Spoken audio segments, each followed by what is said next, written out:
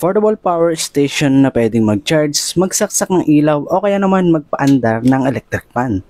Isa talaga sa pinaka-importante na dapat meron ka sa inyong bahay is isang portable power station. Napakalaking tulong kasi nito guys, lalo na kapag merong emergency or may mga hindi inaasahang pangyayari. Katulad na lang kapag nawala ng kuryente o kaya naman nag-brownout out is talagang kailangan mo ng ganitong klaseng power station. Kinagandahan kasi sa ganito is pwede kang magsaksak ng mga appliances katulad na lang ng electric fan. Lalo na ngayon na tag-init na, sobrang laking tulong talaga kapag meron kang ganito. At dahil nga marami na tong saksakan, pwede ka talaga mag-charge dito ng dalawang cellphone na magkasabay. Malakas nga rin pala yung ilaw nitong kanyang flashlight, no? Kaya saktong-sakto talaga to kapag madilim at nawala ng kuryente, meron na kayong ilaw. Tsaka guys, kung sakaling meron kayong solar panel, is pwede nyo rin siya i-charge nun. Pero syempre guys, no, tinest ko rin talaga itong ating portable power station para mapakita ko talaga sa inyo na legit na gumagana siya. At dito nga ako nakikita nyo naman, umiilaw talaga yung bumbilya at malakas din talaga yung power na binibigay niya. Tinest ko nga rin pala itong portable power station dito sa aking stand fan at talagang legit guys na kaya niyang paikutin. Tsaka kung nakikita nyo naman, malakas din talaga yung ikot neto, kaya legit talaga na malakas yung power na binibigay niya. At oo nga pala guys, tinest ko na nga rin pala to sa TV at grabe, kayang-kaya niya rin pala talaga paanda rin. Kaya masasabi ko talaga na sobrang sulit neto bilhin. Kaya kung gusto mo rin bumili neto, i-click mo lang yung yellow basket sa baba tapos i-check out mo na.